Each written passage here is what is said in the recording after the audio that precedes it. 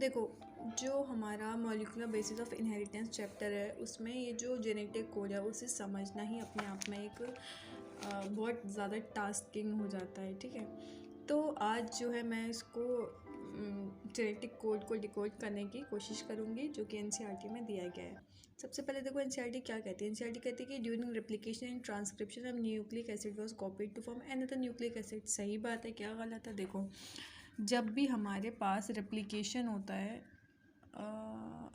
या ठीक है, तो रेप्लिकेशन में क्या बनता है? डीएनए से डीएनए बनता है। ठीक है, इसमें कोई इतना बड़ा, मुझे लगता है सबको ही पता होगा, सेंट्रल डोग्मा होता है डीएनए से डीएनए रेप्लिकेशन, डीएनए से आरएनए ट्रांसक्रिप्शन, फिर ट्रांसलेशन। ठीक है, तो डीएनए भी एक क्या है? न्यूक्लिक एसिड है। ठीक है, और हमारा जो डीएनए से ऑफ कोर्स ये भी न्यूक्लिक एसिड ही है। ठीक है, तो रेप्लिकेशन में क्या हो रहा है? डीएनए से डीएनए बन रहा है। अब यहाँ जो अब देखो दूसरा प्रोसेस होता है ट्रांसक्रिप्शन। मतलब सबसे पहले स्क्रिप्ट लिखी जाती है और फिर उसको ट्रांसलेट किया जाता है, तो वो ट्रांसलेशन हो गया। ट्रांसक्रिप्शन में क्या होता है? हमारा बनता है डीएनए से आरएनए बनता है। ठीक है, तो ये भी हमारा एक न्यूक्लिक एसिड है और ये भी हमारा न्यूक्लिक एसिड है। यहाँ डीएनए से डीएनए बनना और डीएनए से आरएनए बनना, दोनों में ही क्या सिमिलैरिटी है? यहाँ सिमिलैरिटी है कि हम ये कर पा रहे हैं, तो हम ये एक दूसरे के कॉम्प्लीमेंट्री बेसिस होते हैं, तो इस वजह से ये पॉसिबल है। देखो एनसीईआरटी में यही दिया है, these process are easy to conceptualise on the basis of the complementarity. है ना, कि एडेनिन के सामने थायमीन आएगा। ठीक है, और जब डीएनए से आरएनए बनाएंगे तो थायमीन आरएनए में प्रेजेंट नहीं होता, तो एडेनिन के बाद यूरेसिल आएगा। And the process of translation requires transfer of genetic information from a polymer of nucleotide to form a polymer of amino acids। अब देखो क्या होता है कि मान लो कि हमारे पास मान के लो डीएनए से रेप्लिकेशन होता है, फिर ट्रांसक्रिप्शन एंड देन ट्रांसलेशन। तो ट्रांसलेशन में हो क्या रहा है? जो आरएनए है उससे क्या बन रहा है? हमारा प्रोटीन्स बन रहा है। लेकिन ये देखने वाली बात है कि यहाँ पे जो हम बोल रहे थे कॉम्प्लीमेंटरिटी, जो ऊपर आ रहा था, जैसे कि एडेनिन के सामने थायनिन ही आएगा, साइटोसिन के सामने ग्वानिन ही आएगा, तो इसी तरीके से यहाँ पे भी डीएनए से आरएनए होगा तो एडेनिन के सामने यूरेसिल आएगा, है ना, क्योंकि थायमिन इसमें पाया नहीं जाता आरएनए में। तो ये तो कॉम्प्लीमेंट्री कर रहे थे, लेकिन अब मान लो हमारे पास यहाँ पे भी हमारे पास जो है सीक्वेंस है, तो अब ये प्रोटीन में कैसे चेंज होगा? यहाँ तो कोई कॉम्प्लीमेंटरिटी पाई ही नहीं जाती। Neither does any complementarity exist between nucleotides and amino acids nor could be drawn theoretically. So their nucleotides there existed ample evidences to support the notion that change in nucleic acid genetic material was responsible for change in amino acids and proteins।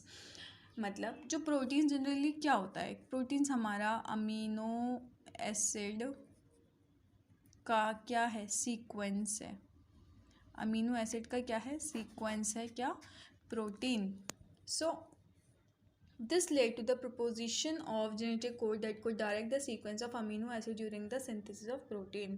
So if determining the biochemical nature of genetic material and the structure of DNA was very exciting, the proposition and deciphering of genetic code were most challenging.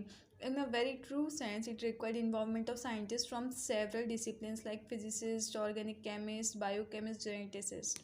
मतलब अब देखो यहाँ हमें समझ नहीं आ रहा था कि क्या हम ऐसा तिगड़म करें कि आरएनए से हम प्रोटीन या अमीनो एसिड सीक्वेंस को हम जो है बना पाएँ, कैसे वो मतलब ट्रांसलेट होगा, आगे प्रोसेस कैसे फर्दर होगा।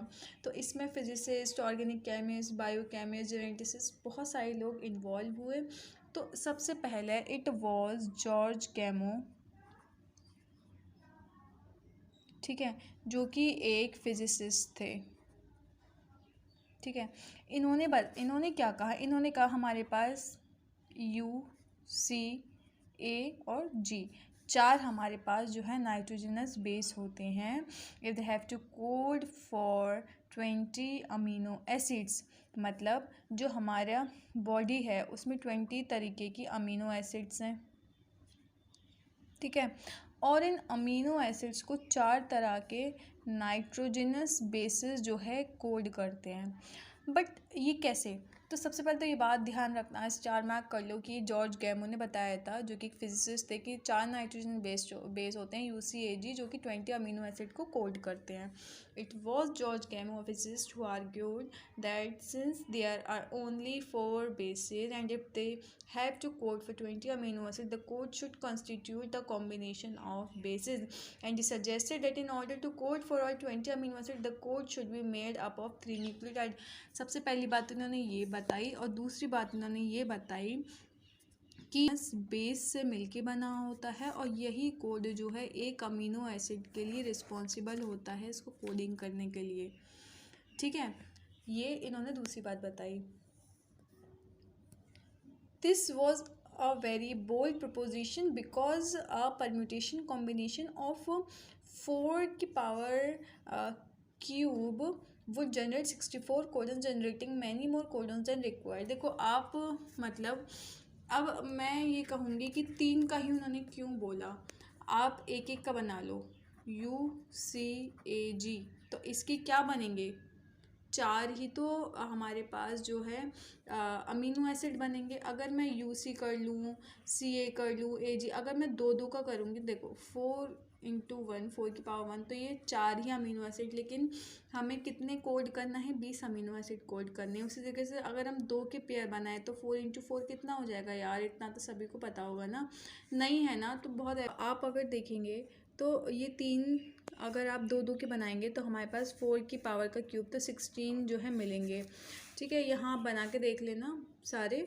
ठीक है, फिर अगर लेकिन सॉरी, हमें चाहिए कितने? 20 चाहिए। तो अब इसके लिए हम क्या करें? हम 3 का करेंगे। ठीक है, तो 3 का अगर हम करेंगे then it comes out to be, कितने कोडोन्स होते हैं? 64 कोडोन्स होते हैं, जो कि हमारी ये NCERT में 64 कोडोन्स की जो है हमारे पास ये जो पूरी दे रखा है।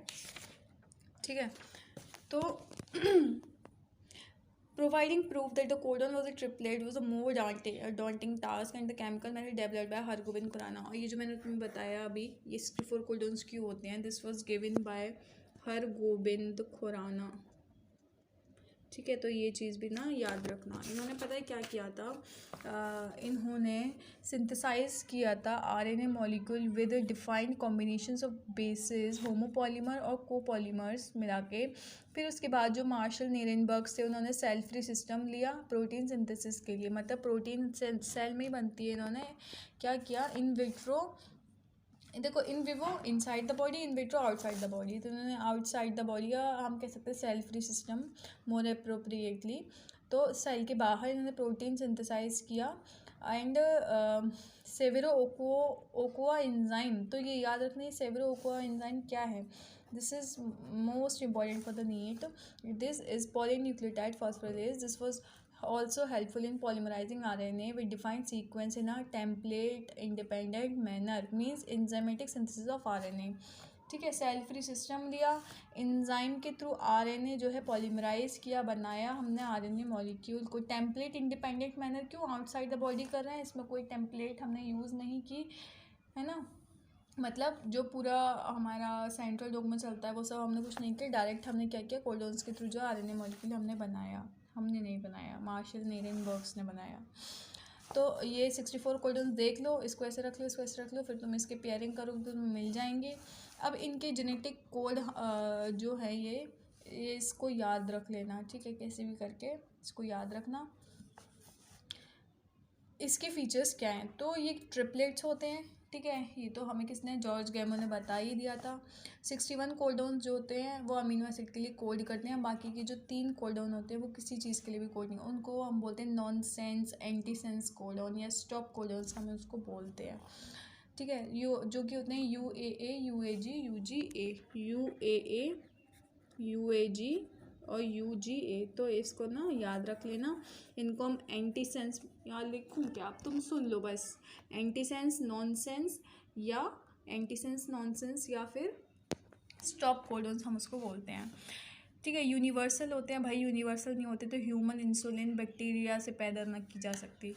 और ये क्वेश्चन आता भी है कि जो हमारा ह्यूमन इंसुलिन है जिसको हम ह्यूम्यूलिन बोलते हैं, तो वो किस वजह से जेनेटिक कोड की कौन सी ऐसा क्वालिटी है, फंक्शन है, जो फीचर्स है मोर अप्रोप्रिएटली, कि जिसके थ्रू हम वो कर सकते हैं। तो यूनिवर्सल है, मतलब जो जैसे कि मान लो हमारी बॉडी है वो हिस्टिडीन के लिए सी ए यू कोड का इस्तेमाल करती है। हिस्टिडीन क्या है? एक अमीनो एसिड है, पता तो होगा ही, नहीं पता तो ये पढ़ लेना सारे के सारे, ठीक है। तो वो जो सी-ए-यू है वो हमारी बॉडी में भी ऐसे ही सी-ए-यू कोड करेगा हिस्टिडीन को, और बैक्टीरिया की भी बॉडी में भी सी-ए-यू हिस्टिडीन को कोड करेगा। So this is one of the मतलब best feature of genetic code, ठीक है। For example from bacteria to human, you this would code for phenylalanine, जिसको इन शॉर्ट में PHE हम लिखते हैं। बट कुछ एक्सेप्शंस होते हैं जैसे कि mitochondrial codons, and exceptions are just like key points for NEET. तो उसको स्टार मार्क कर लेना कि माइटोकॉन्ड्रियल कोडॉन्स, प्रोटोजोआ, तो ये सब कुछ एक्सेप्शंस हैं। AUG के दो काम होते हैं, इनिशिएटिंग भी करता है हमारी ट्रांसलेशन को, इनिशिएटर कोडॉन बोलते हैं हम इसको, और ये किसके लिए कोड करता है? मिथियोनिन के लिए कोड करता है, ठीक है। UA, UAG, UGA stop terminator codons भी कहलाते हैं। सो this is all about the genetic code. I hope आपको बहुत अच्छे से समझ में आया हो, और अगर नहीं आया हो तो आइंदा मैं अच्छे से समझाने की कोशिश करूँगी। और इसके अलावा अगर आपको कोई भी समझ में ना आ रहा हो टॉपिक्स, तो कमेंट डाउन कर देना, मैं उस पर वीडियो बनाने की ज़रूर कोशिश करूँगी। सो ये देखो, मैं आपको कुछ दिखाना चाहती हूँ, ये मेरे नीट के कुछ पुराने पल, ये मेरी NCERT की हालत, इतनी बुरी हालत कर दी थी मैंने नीट में, इसको पढ़ते पढ़ते पढ़ते पढ़ते जस्ट सी, मतलब तो पढ़ते रहें। Tata, bye bye.